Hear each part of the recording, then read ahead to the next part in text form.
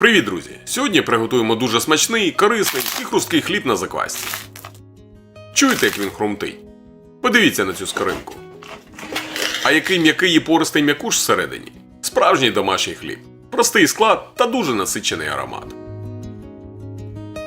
Беремо пшеничну активну закваску 100% вологості. Кому потрібна така закваска для випічки хліба, а також закваска Левіто Мадре або житня, ви можете виростити їх самостійно, рецепти є на моєму каналі, або можете замовити їх у мене. Випікати хліб уже завтра. До заквасок надаю інструкції, посилання для замовлення в описі під відео. Відібрав закваску, додаю воду кімнатної температури і розмішую до однорідності. Усі пропорції до рецепта будуть в описі під відео.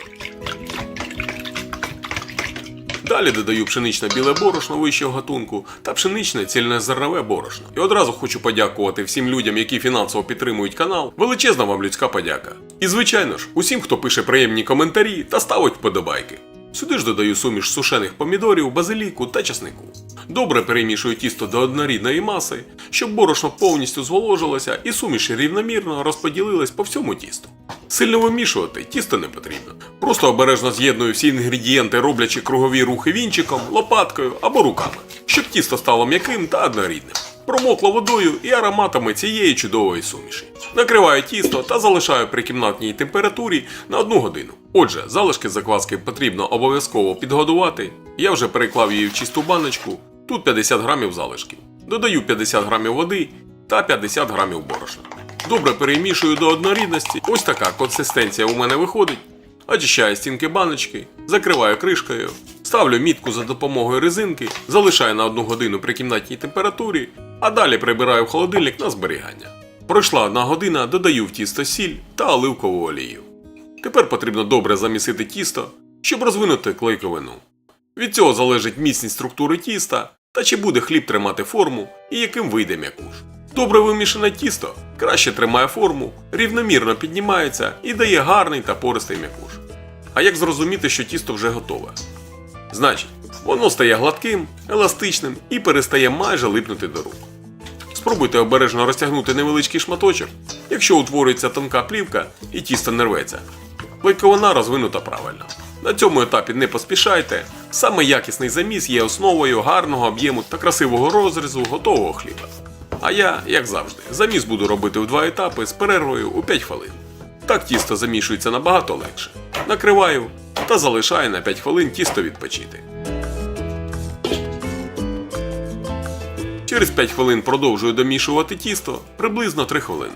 Загальний час замісу без відпочинку становить 8-10 хвилин. Друзі, прохання до вас. Якщо мої відео вам корисні, поставте цьому відео лайк і в коментарях залиште хоча б смайлик. Збираю тісто докупи.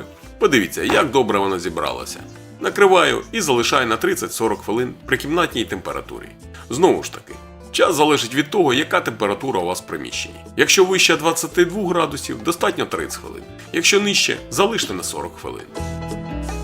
Пройшло 40 хвилин, буду робити перше складання тіста. А точніше розтягування та складання. Буду робити це на столі, трішки змащу поверхню оливковою олією, перекладаю тісто на стіл та зроблю ось таку розтяжку тіста на весь килимок. Далі складаю тісто та скручую в рулет, формую з тіста шар. Саме такі складання зміцнюють клейковину без інтенсивного замісу і допомагають тісту краще тримати форму. Знову перекладаю в миску, накриваю та залишаю ще на 40 хвилин.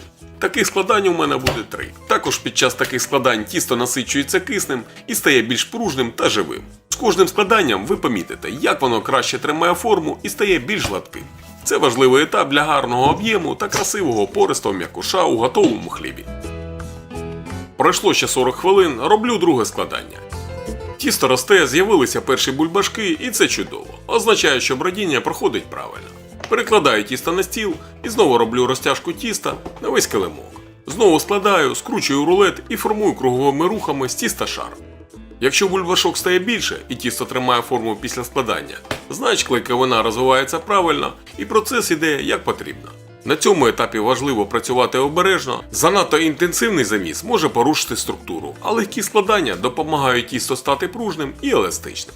Перекладаю тісто в миску накриваю і знову залишаю на 40 хвилин. Останнє третє обминання тіста, тісто повітряне, ви навіть собі уявити не можете. Базилік, помідори та часник вже так розкрилися, що хочеться спробувати його сирим. Дуже ароматне тісто. Роблю розтягування та складання, але цього разу розтягую трохи і складаю. Скручую тісто з легкою натяжкою, головне зараз сильно не тиснути і зберегти повітряність тіста та гази, які накопичились всередині. Ще важливо пам'ятати, що кожне обережне таке складання допомагає тісту розвивати клейковину та покращує структуру м'якуша, не руйнуючи при цьому бульбашки повітря, які дадуть красивий поростий хліб. Легкими рухами збираю тісто докупи, перекладаю знову в миску, накриваю і залишаю ще на 40 хвилин.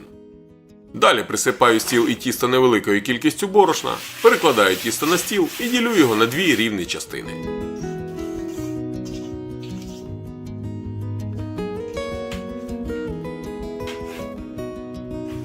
Складаю тісто ось таким чином.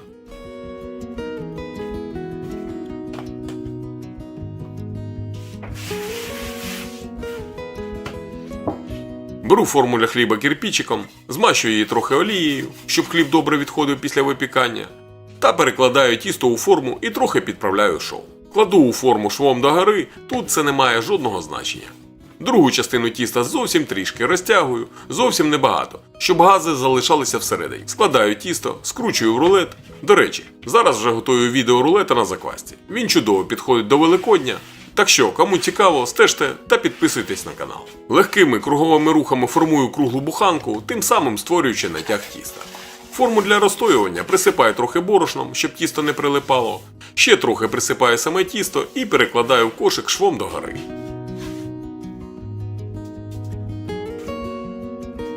Накриваю форму пакетами, закріплюю резинками, залишаю на розстойку на 1,5-2 години при кімнатній температурі, а потім відправляю в холодильник на холодну ферментацію як мінімум на 8 годин.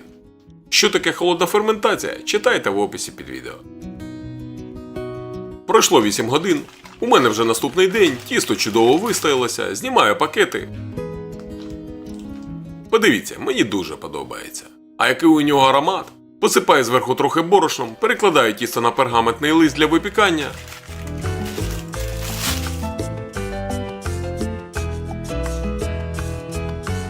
Нагрів духовки верх-низ. Температура 240 градусів. Я розігрів її заздалегідь, зараз просто показую.